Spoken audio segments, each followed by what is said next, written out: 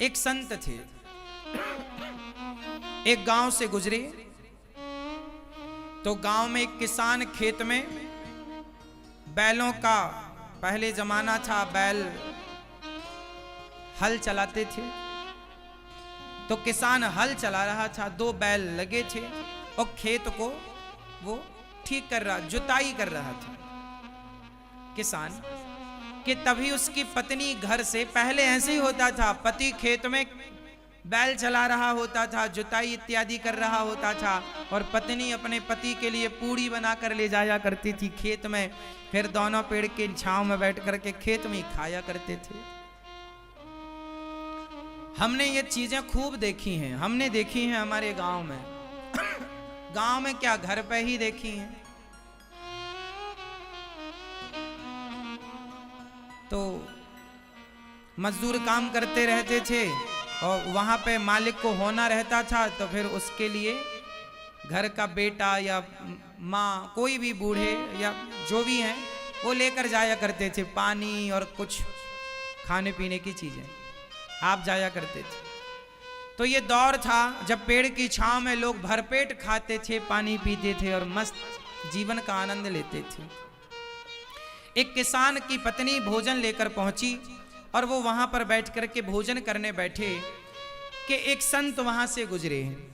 तो संत भी वहां खेत पर, किसान जो था जहां पेड़ के छांव पर बैठा था, संत भी जाकर बैठ गए और पत्नी रोटी और अचार लेकर आई थी अपने पति के लिए, गरीब थे तो रोटी और अचार लेकर आई। तो किसान रोटी अचार खाने वाला था कि संत आ गए, तो किसान ने पहले संत जी को प्रणाम किया और पत्तल, केले का पत्तल रखा और रोटी अचार संत जी को परोस दी। महाराज, हम गरीब हैं, हम जो खाते हैं आपको खिला रहे हैं, आप भोग लगाओ। संत जी भी बैठ गए खाने। तो संत जी का एक चेला वहीं पर था, बहुत सारे चेला साथ में थे, तो एक बहुत बड़ा आदमी था। वो बड़ा आदमी था, वो रोने लगा, वो बोलने लगा, अरे महाराज ये आप क्या खा रहे हैं, नमक अचार रोटी, 56 भोग आ रहा है आपके लिए, हमने अपने घर से बनवाया है, सोने की थाल पर आपको भोग लगाया जाएगा, आप क्या ये पत्तल पर अचार रोटी खाने बैठ गए किसी के भी हाथ की। संत जी बोले, अच्छा एक काम करो, कहाँ तुम्हारा 56 भोग? बोले आपके लिए बोल दिया था, आ ही रहा होगा। तब तक राजा का, वो सेठ का बेटा, बहू सब भोजन लेकर आए। संत जी को सोने की थाली उसने लगाई और उसमें दाल चावल सब्जी रोटी खीर पूड़ी सब रखा।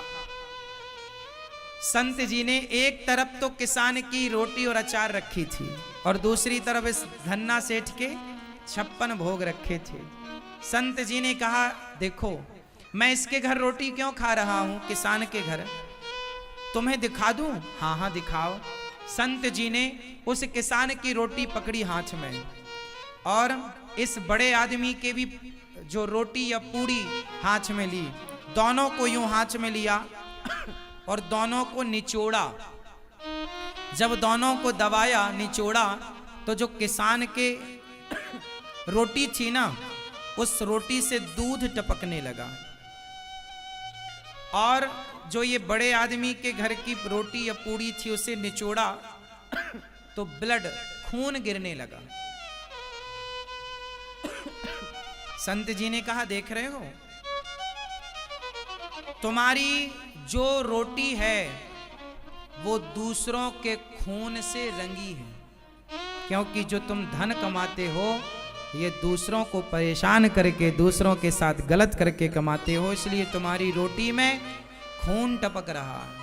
और ये किसान मेहनत करके 2 रोटी कमाता है, भले ये नमक रोटी खाता है पर इसकी ईमानदारी की रोटी है, इसलिए ईमानदारी की रोटी में दूध टपक रहा है।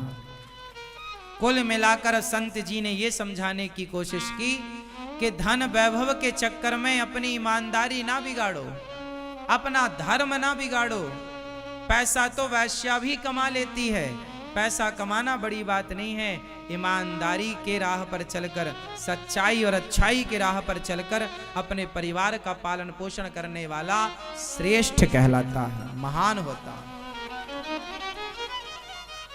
हमें नहीं है जरूरत 56 भोग खाने की, हमें जरूरत ही नहीं 56 भोग की।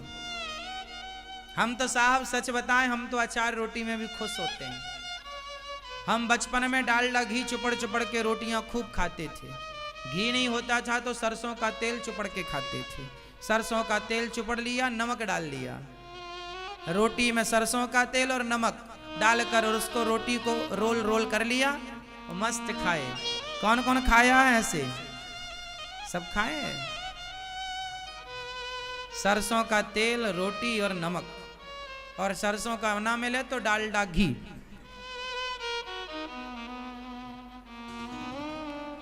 और गुड़ आता था ना कभी कभी, पहले परिया में गुड़ आता था, मतलब 15 किलो का एक पूरा बिंडल गुड़। तो हमारे यहाँ पिताजी गुड़ लाया करते थे कभी कभी। तो गुड़ आता तो माँ गुड़ को फोड़ करके ना, जो घड़ा होता बड़ा वाला माटी का बर्तन, उसमें भर दिया करती थी। तो हम लोग क्या करते थे, पता बस चल जाए कि इसमें गुड़ भरा है तो बगल से छेद कर लेते थे छोटा सा, और गुड़ खा लिया करते थे। पहले चोरी बहुत करते थे खाने पीने की।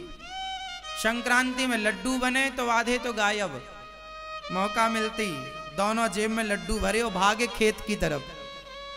जब पूरे फिनिश हो गए तब वापस आए, पता ही नहीं घर वालों को लड्डू गए कहां।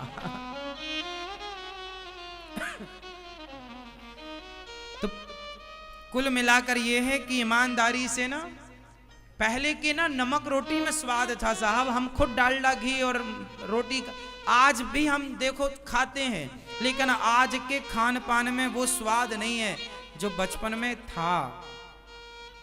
पहले की रोटी सबकी ईमानदारी से थी। आज कहीं ना कहीं बेईमानी सबके जीवन में प्रवेश कर चुकी है। इसलिए कोशिश तो ये करना चाहिए हम सबको कि बेईमानी का बिल्कुल यूज ना हो, ईमानदारी से कमाई हो, ईमानदारी से कमा करके अपने मेहनत से कमाओ खाओ। आज का थोड़ा खान पान भी अशुद्ध है।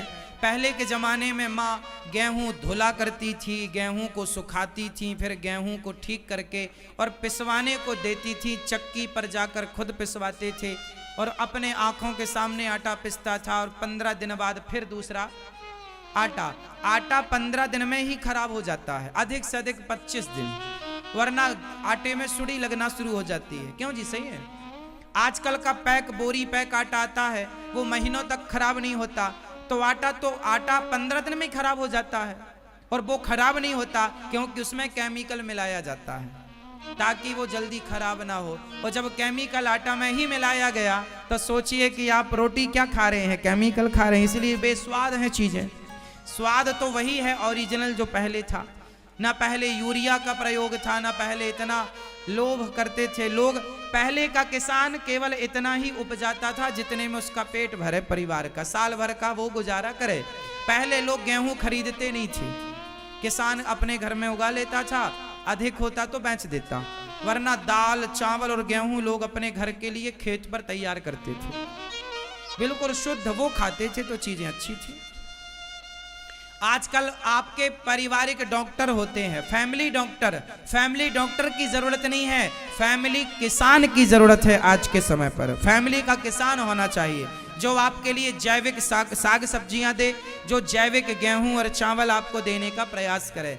आप लोग जो खा रहे हैं वो जहर खा रहे हैं, यूरिया DAP से भरी पड़ी हैं चीजें, हाँ या ना?